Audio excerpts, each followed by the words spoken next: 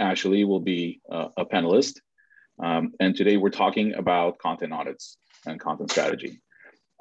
This is our 19th episode. It is. Right? Oh, wow. Lucky 19. 19th episode. We have Casey. We have Andrew. Thank you all for joining us today. As always, we'll have a Q&A at the end. Please feel free to drop any of your questions in the Q&A section. I think Casey is going to go on the angry Casey rant about something here in a second. So tell us what grinds your gears. Man, if we only had that graphic, what grinds your gears? Just a couple little housekeeping items to get out of the way right away. First of all, I think many of you have been following the changes in Europe with GDPR, which is the Google data or the general data protection regulation that was basically pushed in, I think, in September, 2018 or something. So it's been a little while. But the GDPR is something that affects every blogger, anyone on this call who has traffic from Europe. And the most recent issue involved a European court case in Germany where a site was sued because they were using Google Fonts. And this is something to be aware of since 50 million sites around the world use Google Fonts. And basically the takeaway is that if you're going to use Google Fonts, you have to basically have it self-hosted. If you're going to use, because Google Fonts will, if you use it from Google servers, it's going to collect information and send that anonymously. And Skylar did a great job with Feast and sending out a notice last week about this. And it's also a reason why he suggests that you just not use Google Fonts at all and go with the built-in system fonts that he offers through Feast. But I know a lot of people on the call like Google Fonts, and that's fine. If you want to use Google Fonts, that's great. But you need to self-host Google Fonts, especially if you're doing any business at all with a non-US company in Europe, because these lawsuits are only going to increase in veracity and number. So good times. I want you to be aware of that. The second item of business involves some recent activity with AdThrive. I know we have a lot of AdThrive advertisers on the call. AdThrive has been very aggressive lately in telling their publishers to turn off deferred ad loading. For those of you who are not familiar with deferred ad loading, it's basically a way for you to optimize more for the user and less for your pocketbook. Deferred ad loading is a way for you to show your content first so that you provide a positive above the fold experience in Google and search engines in general. Deferred ad loading is something that we have pushed for years. It took AdThrive a long time to finally come out with it. This is something that Mediavine does as a default, and it's recommended. To tell you how important this is, how often do you ever have Casey Markee, Andrew Wilder, and NerdPress, Arsen Rabinovich, and everyone at Top Hat Rank agree on one thing, which is that deferred ad loading is a good thing? On the other end of that spectrum, you have AdThrive, which has now decided that, we don't want you to do deferred ad loading because it's not really good for SEO and it'll cost you 3% of your income. Well, the 3% is negligible. We've been recommending people have deferred ad loading on for years because it's just a better experience for users. We want the users to see your content first. It also lowers the amount of DOM nodes that appear on a page. It also really slows down and decreases the amount of time it takes for a page to load. And it just makes your site look better and perform better. I don't want to bombard a web page on mobile with what amounts to 1,000 external requests, which is what happens if you don't have deferred ad loading on. So I am absolutely against that. And I really would urge all of you to understand that there is no SEO benefit at all to turning off deferred ad loading. As a matter of fact, there is this correlation causes causation thing. And again, that happens a lot in SEO, but I cannot tell you how many people have dropped me a note over the last couple of weeks saying, Casey, I don't know what's going on, but it seems like my traffic has gone down. And lo and behold, it's because all of them have turned on deferred ad loading with AdThrive. So that's really something that I want you to be aware of. We don't need to do that. Okay. Do not listen to AdThrive. Their SEOs, I think, cumulatively have about 20% of the SEO experience as anyone on this call. And I certainly want to put my financial buckets into that decision. So for those who are on the call who've been, maybe you feel pressured or that, AdThrive is really putting the squeeze on me to do this, don't do it because there's just no reason to do it. And there's no SEO benefit for you to turn deferred ad loading on. So can I jump that's in? it. And Andrew wants to jump in, please. So AdThrive's argument is they claim you'll make 3% more ad revenue. we have to trust them on that. That's the only potential benefit of not deferring your ads. From a technical perspective, if you're concerned with site speed, you can still pass or be in the good range for Core Web Vitals. But what happens is if you're trying to use page speed insights and you run a test using that tool, if you don't defer ads, it's going to skew the numbers. So on the lab data, the simulated test part, you won't be able to use that for anything because the numbers are going to look so bad because the ads are mucking it all up. So deferred ad loading basically delays that, so it gets it out of the way for the test. And so you can look at how your site's really going to perform in the real world much more accurately. So if you want to be monitoring your site speed and proactively look at leading indicators, like test your site on PageSpeed Insights and monitor the lab data, the simulated test data, so you know when something has changed before it's a problem. If you don't defer ads, you're not going to be able to see that. So basically not deferring ads completely hobbles that testing tool. It's useless.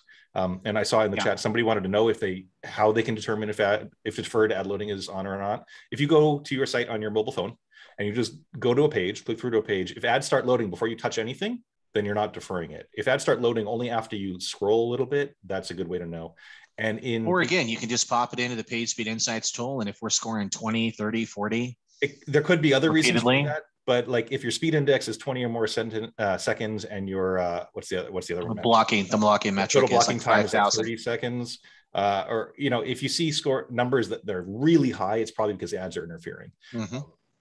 So, you can still do okay on Core Web Vitals, but that 3% causes there's trade-offs in both directions, right? And so you want to make sure that you're giving yourself all the tools you need to make sure your site is truly performant, and getting ads out of the way so you can actually test it is really beneficial. And the reason the deferred ad loading is so important, especially for AdThrive, is they tend to run a lot more above the fold ads than other sites. They push leaderboard ads. They push video, auto-playing video ads above the fold.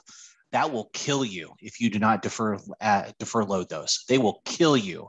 So for those of you on the call who this is news to you, it's not news to you anymore.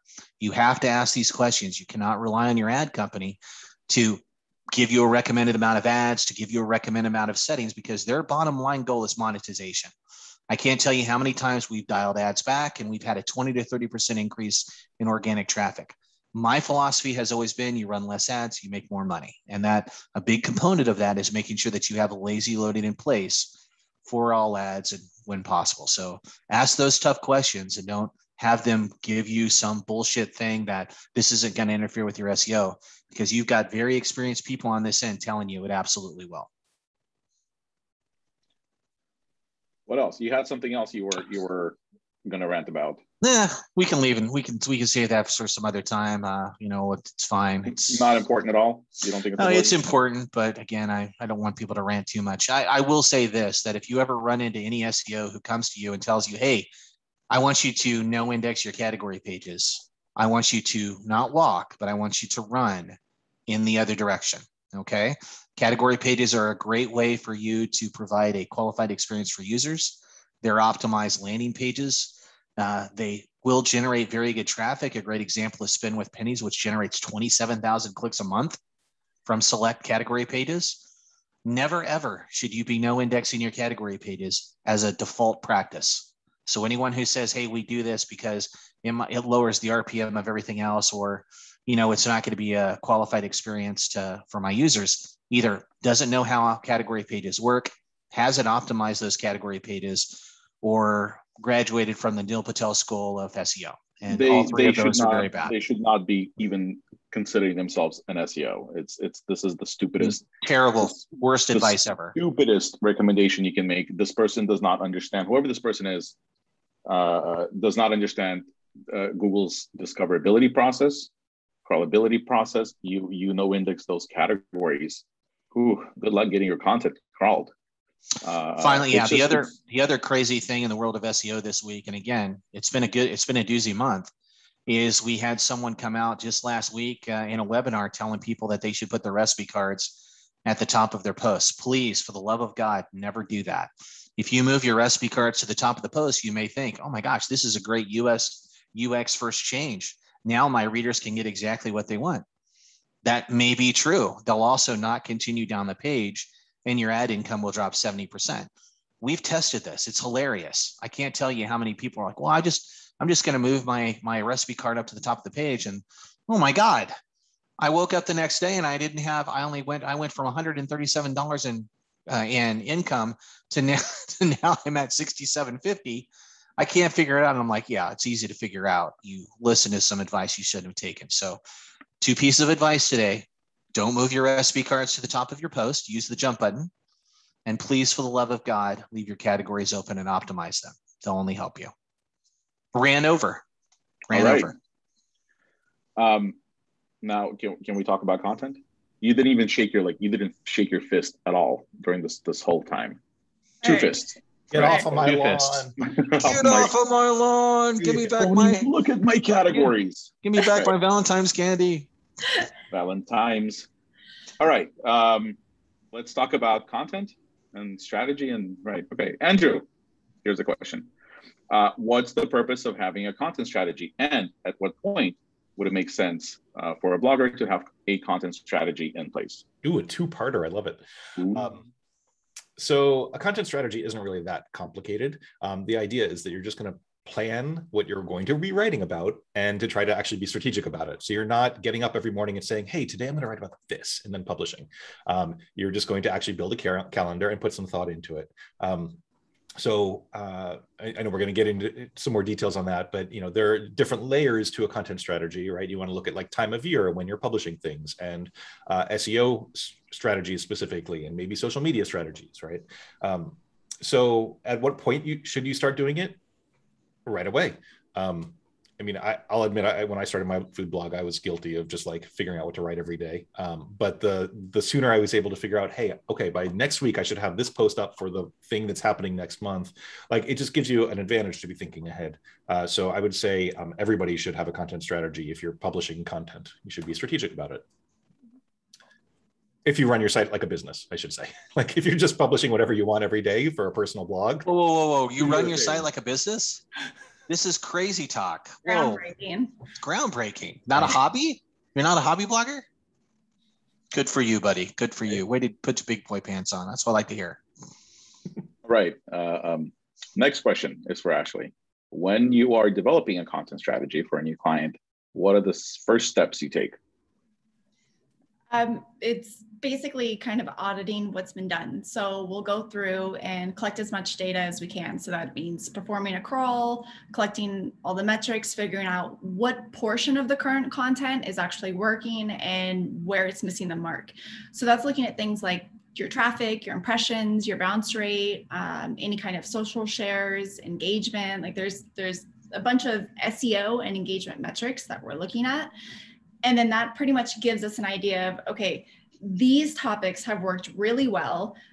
This kind of blog length, like word count length is working, this kind of structure, the way that you're positioning the imagery or the videos or the recipe cards, this is what's working really well. From there, we're really going to go into the competition. And that's where we're going to start to really try and like pinpoint, all right, we know what's working well on your blog and what's definitely not working well just based on the data. So from a strategy standpoint, you really want to then go look at the competition and pull some data on them to see, okay, if you guys both have a blog post published on the same recipe or the same topic, what is it about their posts that is outranking? Why is their post better? And that's when you actually like look at it from a visual standpoint and you go through and see, how many words do they have? How is the content structured?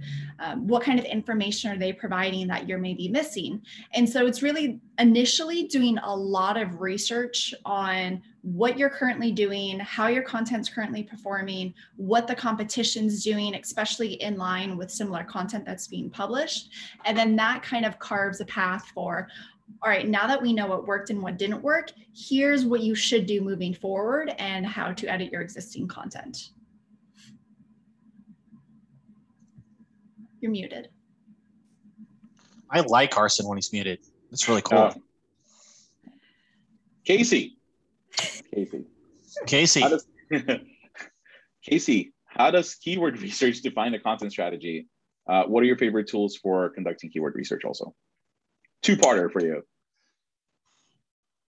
How does keyword research define a content strategy? Well, I mean, that's basically I'm making a burger and that's my mayonnaise. That's my mayonnaise and mustard and ketchup on the very bottom before I add my patty. Maybe I cover it up with a little bit more cheese and pickles. By the way, I'm on a diet, so everything is going to be a food metaphor today, because that's just how it is. Did not have any peanut butter hearts yesterday for Valentine's Day, so I'm still suffering. But the best thing I would say about keyword research defining the content strategy is they go hand in hand. Many of you have heard us talk repeatedly in the past about which keyword tools we like. I love keysearch.co. I think it's a fantastic tool. I also highly recommend the Cooking with Keywords course by Alika Shank. She's actually just refined the course a little bit based upon some new data I gave her about titles. We want to have a strategy that works best with your approach. Some people like to wing it. I usually get at least 2 or 3 audits a month with bloggers who are very successful, who've never done formal keyword research.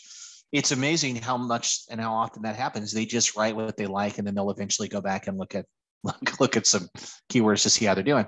I'd prefer that we make a more informed approach. I want you to start thinking about, what it is your niche is like. Start using keysearch.io, start using keywords everywhere, a browser add-on. Start looking, go back and review actually, maybe you can find it. What is our keyword research webinar that we did earlier? Yeah, we covered that whole thing, right? Make sure that you add that and I'll find it. I'll find it. But first and foremost, for everyone on the call, we should be using Search Console. That is really an unbelievable and an unbelievable source of key data. We want to look at that first. We want to see what queries we're getting for. We want to see if we can refine existing posts to cast a wider net. Search Console will show you up to about 1,000 keywords for any one post. We can go in and see which keywords we're triggering, but we're not having any conversions for. We can sort those keywords by conversions to see which ones are related that we might want to be able to add or dress up our copy with. Very good information. And I think we covered that a little bit when we did the Search Console evaluation just last month, 2 months ago? Share that link as well, Larson, because we went into all of that. But that's what we're talking about. And, that's how I want to conduct keyword research. I would not prefer to take a seat on my pants approach.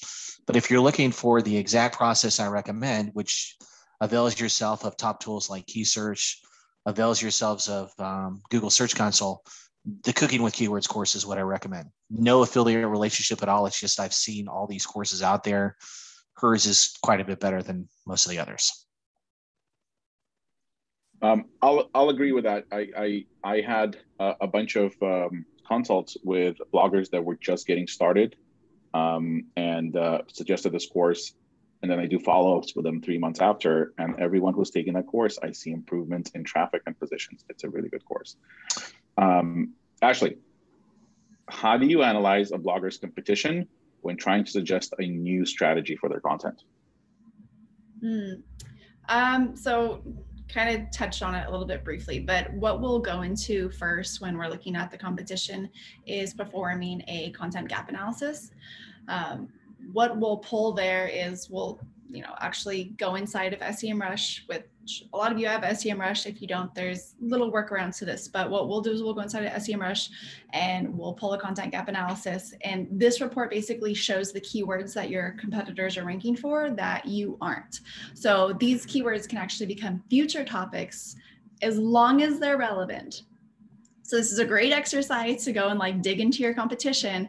But if you're a vegan blog and they're getting a lot of traffic for the keyword turkey burgers, it's not relevant for you to create a whole blog post and create a whole recipe on turkey burgers for your vegan blog. So by all means, this is a great exercise to see which keywords your competitors are ranking for and turning those into topic ideas, but you definitely want to make sure and only choose keywords that are going to be relevant topics for what your blog actually talks about on a regular basis. You can then go and turn this into a content calendar. So what we'll do a lot of times, when you do this kind of exercise and when you're discovering your competitors' keywords and what they're really ranking for, you're going to get tons and tons of keywords that you could potentially turn into topics, and it's generally overwhelming. So this is when I recommend turning them into a topic calendar. So you know how many blog posts that you can publish on a weekly or monthly basis, spreading it out, putting it into a topic calendar, and kind of doing this on a quarterly basis is going to be way less overwhelming and a much safer approach for you to be publishing content to actually try and outrank your competition while still updating your existing content. That's my story. Awesome story. Very Casey. nice story. Casey. Moi? Yeah, you. So the title is, we can safely say that the title of a post is super important, one of the most important parts. How do you go about creating a title that actually works for Google and creates nice click-through rates? Your goal with the title is to be attention-seeking, but not write anything too long. It's also a good idea. Shorter titles tend to perform better. One of the things that we've seen a lot of recently is Google rewriting titles. As a matter of fact, Google has been rewriting as many as 65% of titles. And one of the best resources on this was a recent guide, a study done by our colleague Cyrus Shepard over at zippy.com. I'm going to go ahead and paste over the link here. Great study on title rewriting in Google. And this is well worth your time. And Cyrus has come to the conclusion through his data, and he analyzed I believe the correct term is a shit ton. I believe that's the correct metric. A number of sites where he found that the majority of, if you wanted to prevent Google from rewriting your titles, stop writing overly long titles that had too many action words in it, or trying to optimize the title for 2 or 3 keywords, or writing a title that didn't match your on-page H1. We have found that when we're putting titles together, we want the Yoast title to reinforce the on-page H1 and vice versa. So we don't necessarily need to be writing the easiest, most delicious banana cream pie with graham cracker crust. Don't need that kind of title. Too long. Don't need to use too many modifiers. Don't need. Instead, I want you, especially on the call, to start looking at what Google is ranking. You're going to see that there's 2 results to be reviewed. We're looking at the carousel results, which are driven by the H2 within the recipe card. That tends to be a shorter title. Usually, in many cases, it's one describer or modifier, and then the recipe post. Easy banana cream pie. It's not easy and quick banana cream pie with a graham cracker crust.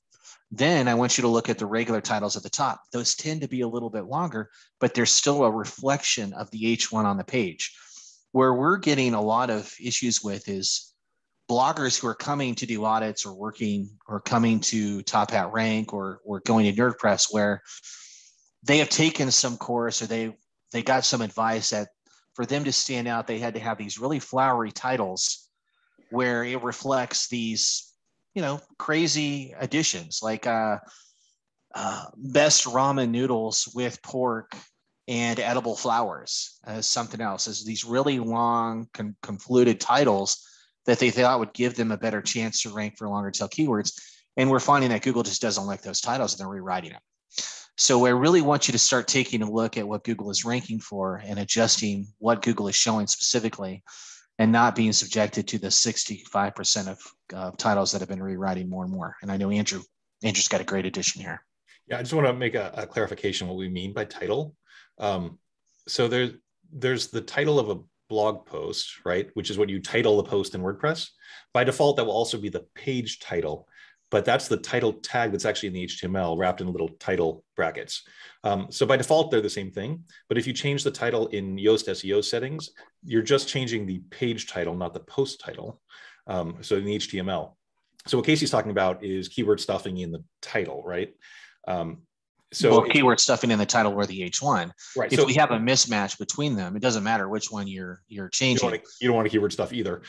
Keyword stuff either. When you're in the block editor and you put the post title at the top, that's what Casey means by the H1. Like most themes are going to make that the H1 on page header. So they can match, but they may not match if you've edited the Yoast SEO.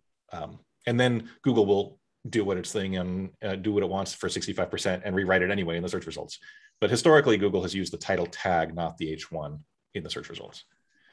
Remember, they're using the H1 or they're using the H2 of the recipe card in the carousel. So it's completely different. So again, I know many of you read help me out here. So it was last August, September when Google was accused of basically rewriting, choosing the H1 instead of the regular post title in Yoast and showing that instead. And that was a test. They were specifically doing that. They were seeing that if we were to pull the H1 off the page instead of using the actual title that we specified in Yoast, whether that would be a better experience for users. And it's interesting because their justification was that did not affect your SEO ranking. They were testing conversion, and apparently the conversion in the search results was not great, and they reversed that trend. But don't have there be any discrepancy. Go ahead and make sure that your titles reinforce each other whenever possible. It's okay to stand out, but we're not writing a paragraph for titles. Okay, we want something that's going to be catchy, but not something that's going to wrap, not something that's going to word wrap, not something that's going to, be a little hard for a user to understand looking at it on their mobile screen. The other byproduct of that is you're diluting the focus when the title is way too long, and we see it all the time. You'll add with something or an ingredient into the title, and now your rankings are skewed. You're not ranking for your target keyword anymore. Actually, you had something? Yeah, I'm gonna share a link to a food blogger study that was recently done by RankIQ. Really great study and lots of info and data on there about titles.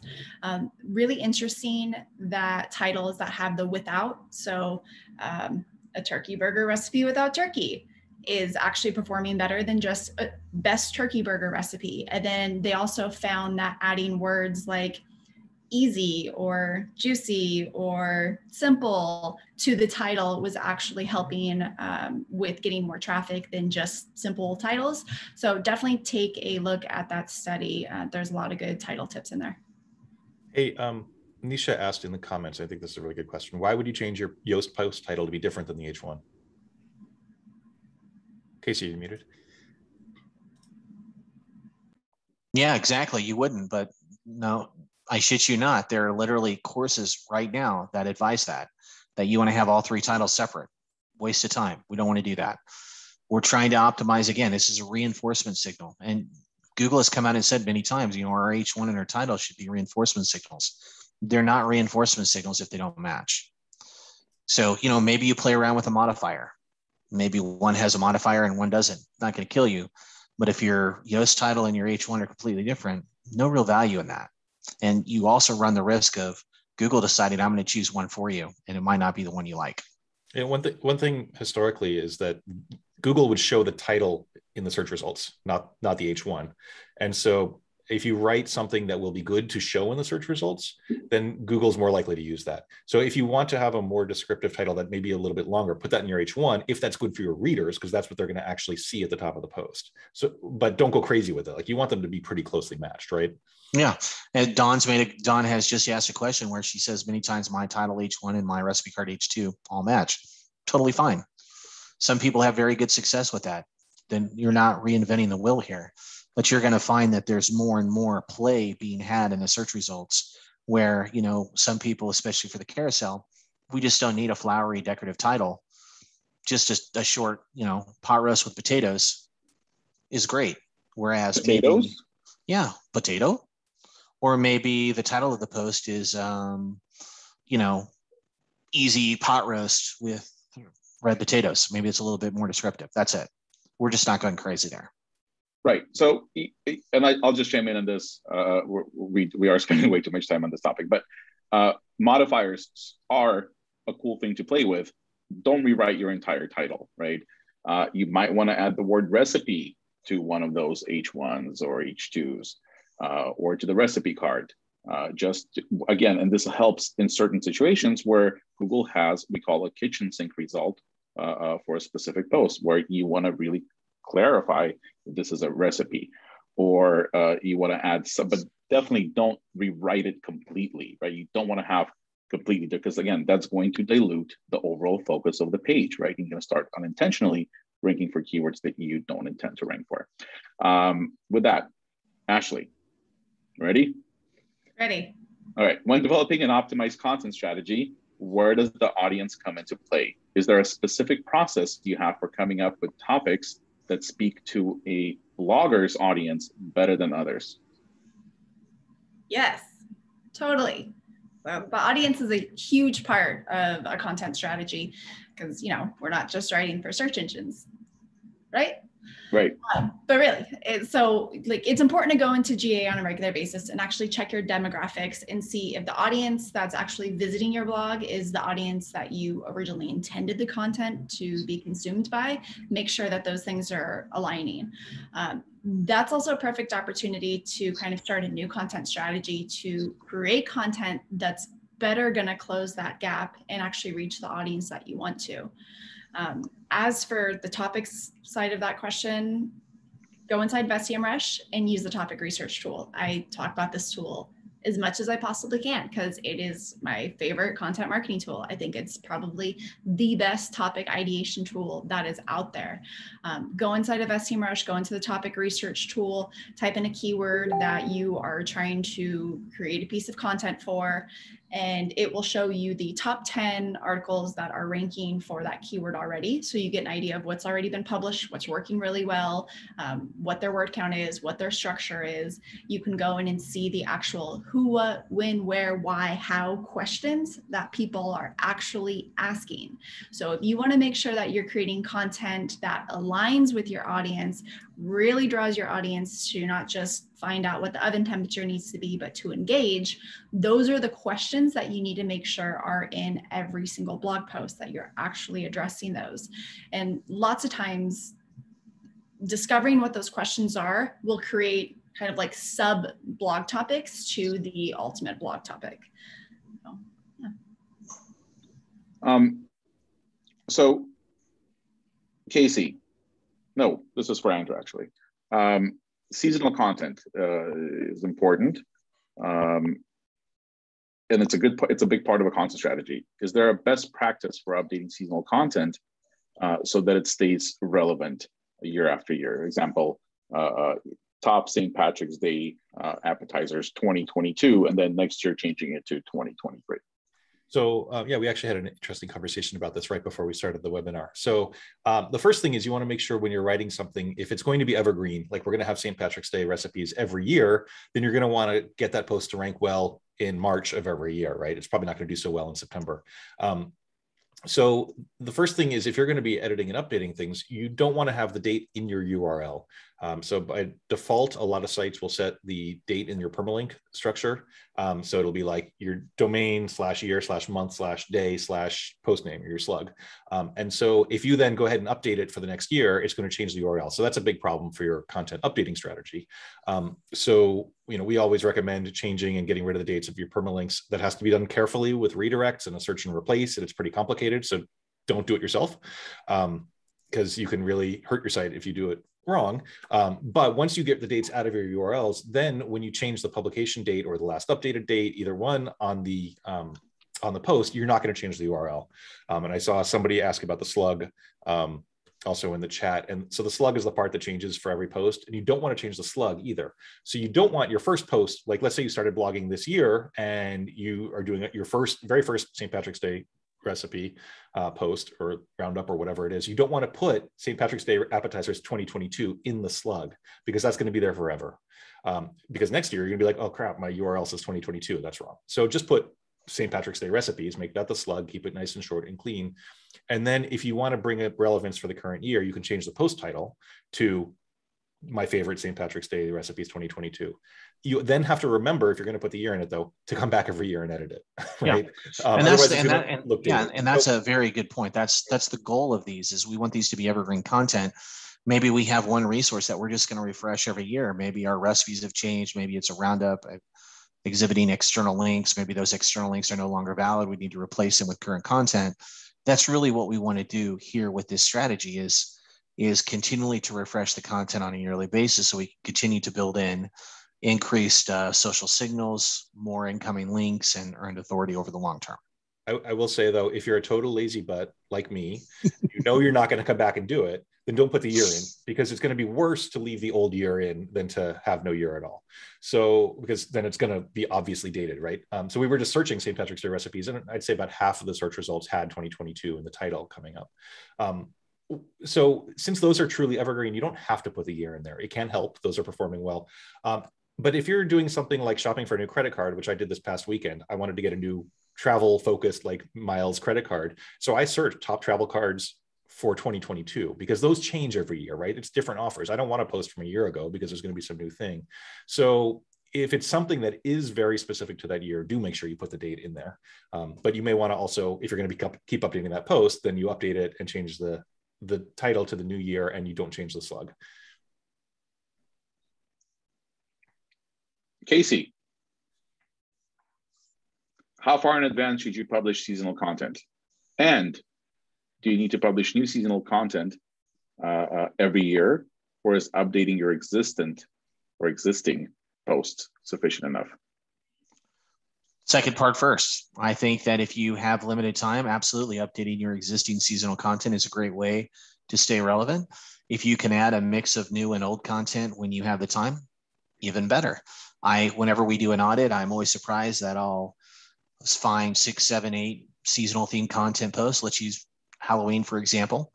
Maybe the blogger has 10 or 12 unique pieces of Halloween content. 6 or 7 of them haven't been touched in literally years. That's an opportunity. I would have them refresh all of those content points for this year. And we usually get a very good increase in traffic for this year specifically. And then that also puts in their mind, okay, I really need to focus on this better in the future. Now I'm going to go back and revisit this stuff yearly.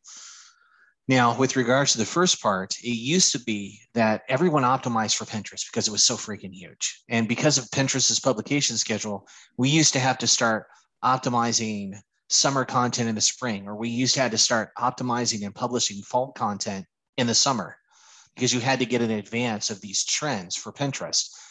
Now, that's not the case. Not only is Pinterest, a basically dumpster fire and doesn't send nearly as much traffic, but that's just not how we want to focus our content strategy on. We want to focus Google first. And now, instead of weeks and months of waiting to have your content indexed, your content is being indexed in minutes and hours. So there's no reason for us to publish. Let's use Easter as an example. It's late April. We don't need to publish Easter content right now. It's too early. No reason to. But I could probably start publishing Easter content around March 17th and be totally fine. That's more than 4 or 5 weeks for the content to actually take off, to get indexed, to start ranking competitively. And it's not so far in advance that we're going to lose any search intent focus. So that's certainly something to think about, is that you just don't have to start thinking of publishing seasonally relevant content months in advance. I had a client who Cinco de Mayo was huge for them. And every year they would publish their posts only a couple of days, maybe like 10 days before Cinco de Mayo, and things would explode. And they'd have 1 or 2 posts that generate just tens of thousands of clicks. And that's just how they did it. They didn't see any reasons to do it 30 days in advance. There was really no environment. There was really no reason for that. The 10 or 15 days was enough for them to get the post in position so that Cinco de Mayo and the day before Cinco de Mayo were more than enough for them to get the 90% of the traffic gains they were hoping for. Ashley, when it comes to evaluating your own content, how do you run a content audit, and what are simple ways that a blogger can audit their published content on their own? Yeah, so the whole point of a content audit is to collect data and on pieces that you've published and figure out which bucket you can put the content in. So the buckets could be like, which posts need to be updated, which posts you should just leave as is, don't touch them, they're doing great, which posts should be no indexed, redirected, deleted, things like that. So in order to be able to determine which posts need to go into which bucket, which are your action items, you need to collect the data. So we use a combination of tools. We use Screaming Frog, Ahrefs, SEMrush, Google Analytics, Google Search Console. We use a lot. Not every blogger is going to have access to all of those SEO tools, which is like very fair. It's a lot of different tools. But there is a lot of data that bloggers can grab straight from GA and GSC to get similar metrics to figure out what to do with their posts. There's a lot of different variables. So I can't really say that, if a post has received X amount of traffic, then it means no matter what, you should delete it. The baseline metrics are completely different for every blogger. And it also there's a lot of factors like how long you've been blogging for, what your average traffic is, how many posts you have going, what the competition is doing.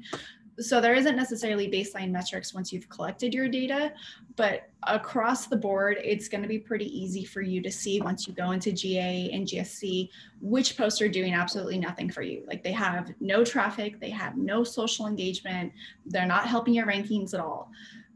Those kinds of posts, if they're important for you to have on your blog because they support your like brand statement, your theology in some way, then you still want to have them. You can simply no index those kinds of posts. The posts that are going to be your top performing posts, the ones that, you know, bring in all the traffic, all the impressions, all the money, have the best metrics. It's simple. You don't touch them. You do not touch them. You let them keep being the best post possible. And instead, this is an opportunity to come in and actually strategize. And this is where like a lot of a content strategy stems from, is you need to strategize. How can I make more content like this? How can I create similar topics like this? Because it's clearly working. Similar word count, similar layout. How can I get as many backlinks as this post has? What kind of internal links does it have? Like there's a lot of data that you can still pull, because ultimately with a content audit, you're just looking for patterns. And so going into Google Analytics and Google Search Console, which every blogger has access to, you're going to be able to see patterns, and then that will kind of help guide what you should do with your existing content, and then also lay a little bit of a framework of how to strategize your future content. Right. Casey, while we're on this topic, how do you determine which posts aren't worth the effort of updating and should be instead deleted altogether? Muted. There we go. There we go. So this is, again, as Ashley covered, this is where the content auditing comes into play. And usually Google Search Console, I've already shared some resources that's going to help all users on the call answer this question specifically, so that you can kind of go in and see how your content is performing. One of the easiest ways is to go into Search Console and do a 90-day or 120-day or even do a 6-month result and just sort by traffic. Look, you're going to do a sort by traffic. You can get up to 1,000 URLs. You can even export them out and get 2,000 results, which is usually enough for most blogs. Find all the content with 10 or less clicks in the last 6 months. That's a good sign that there's something wrong with the content there.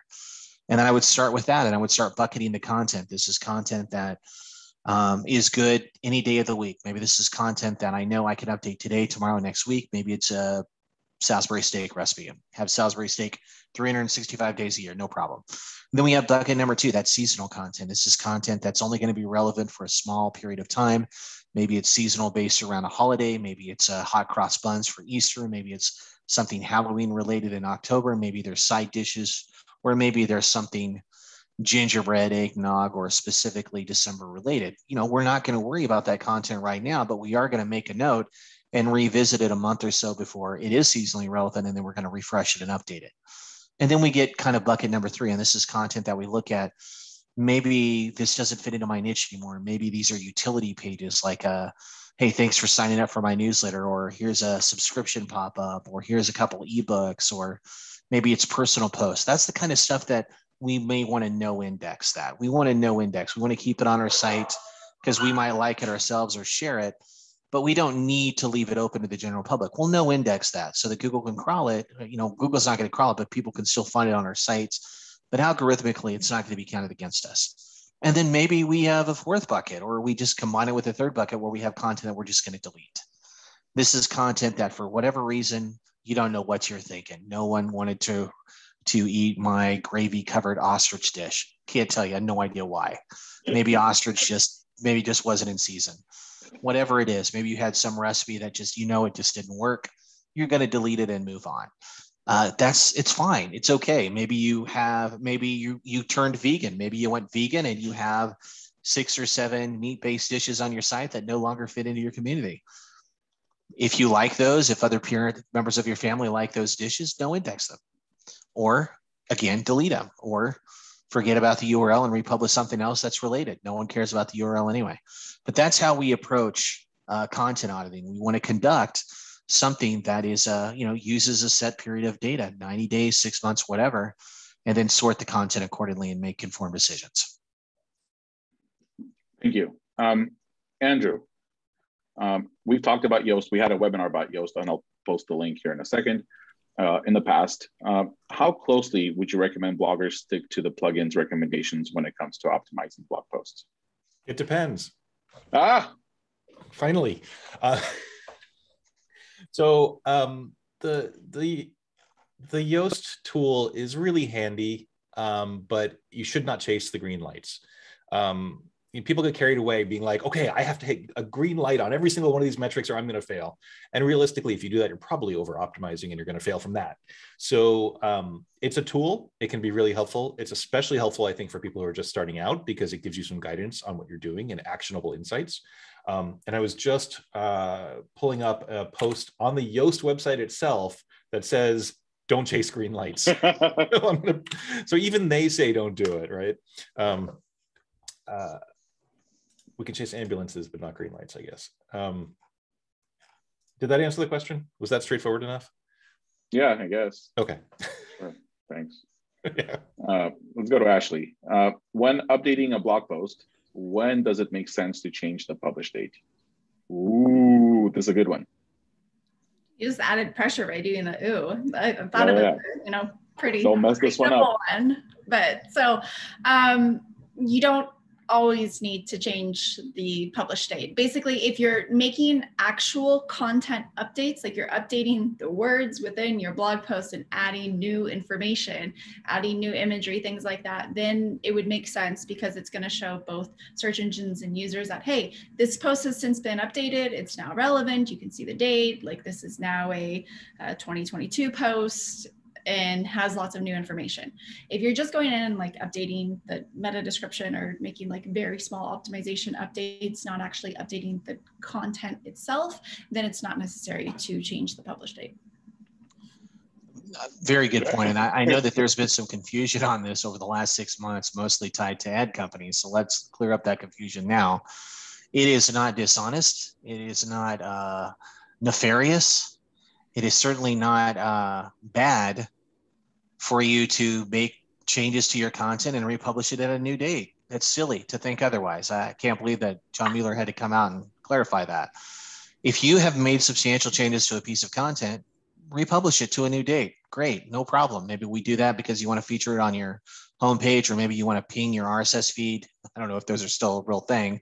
Most people don't use them, but if you want to have it go through your feed, republish the post. It's fine. There's nothing wrong with that. Anyone who thinks otherwise is a moron.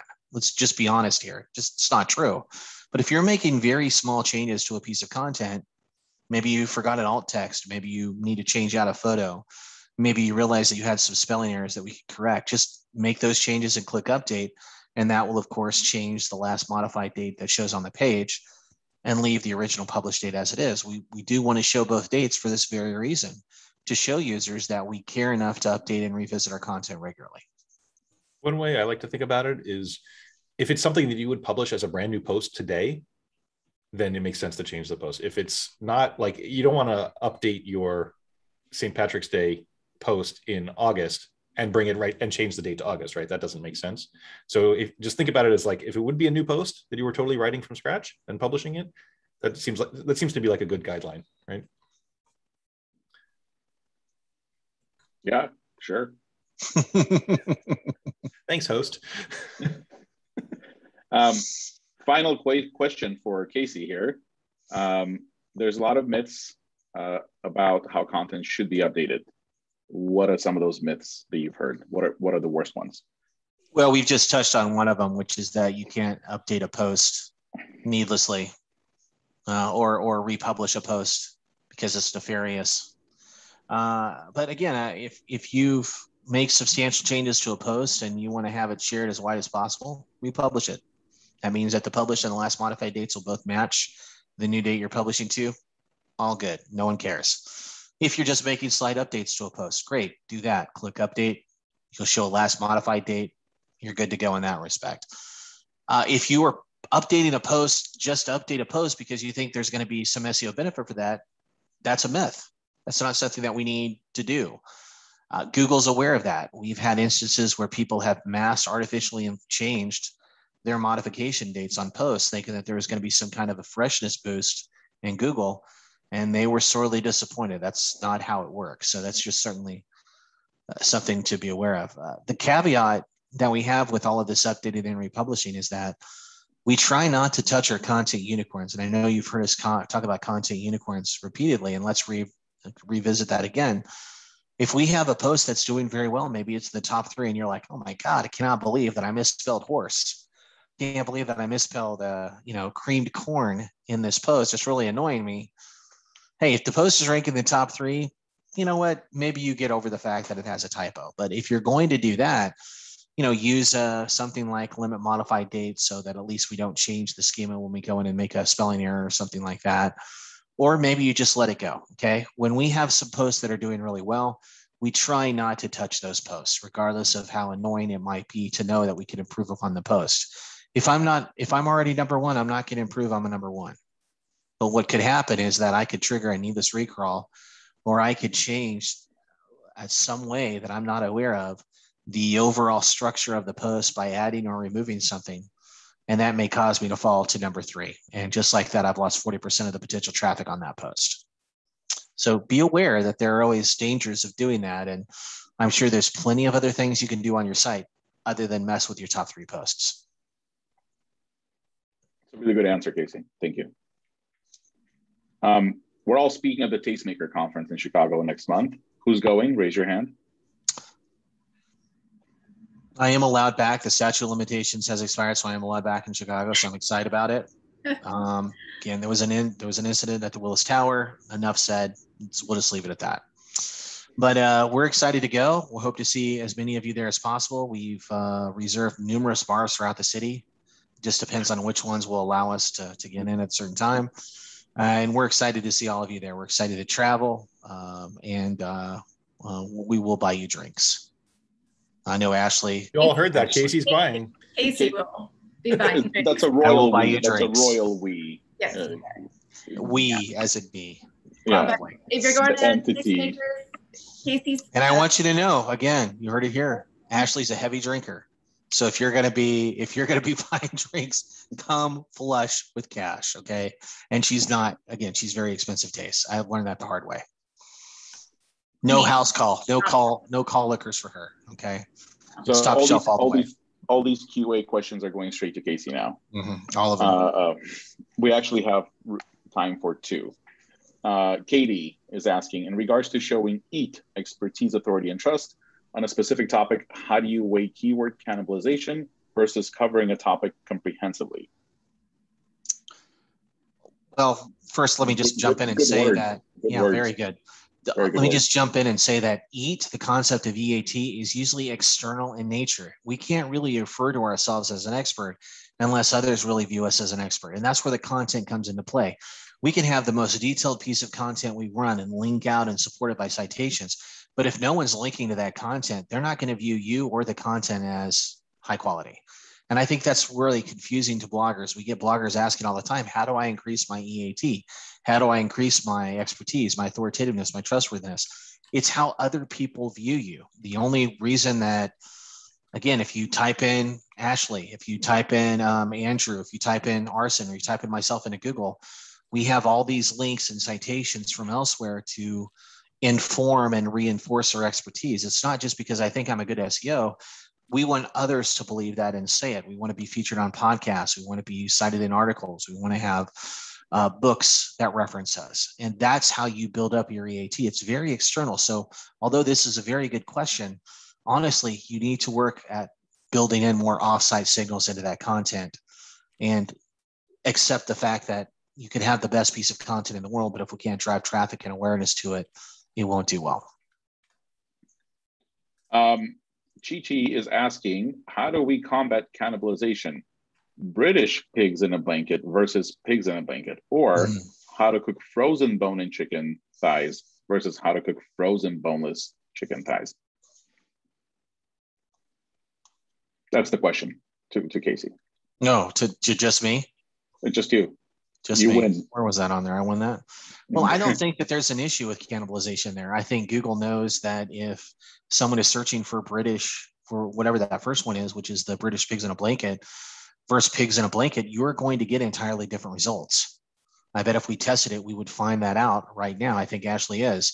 So this isn't something where you need to worry about semantic analysis or too much about diffusing those.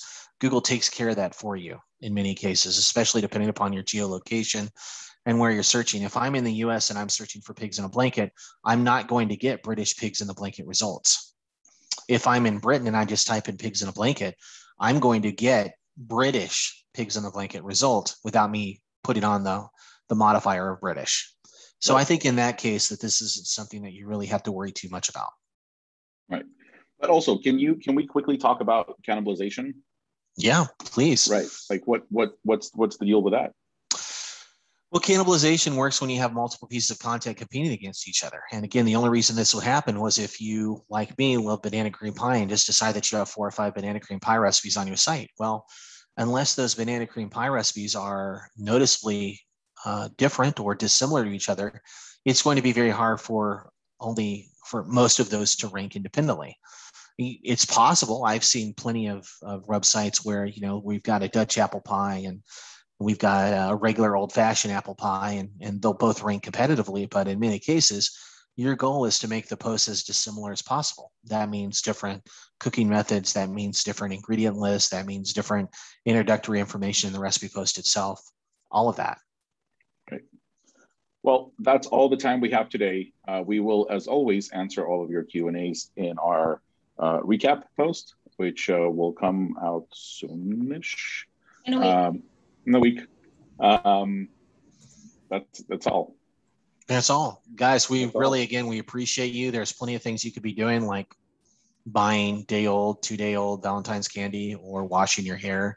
So we appreciate that all of you have decided to join us today, and we wish you the very best. Stay healthy out there. For those of you coming to Tastemaker, make sure you come up to the 3rd floor to the Tech Hall.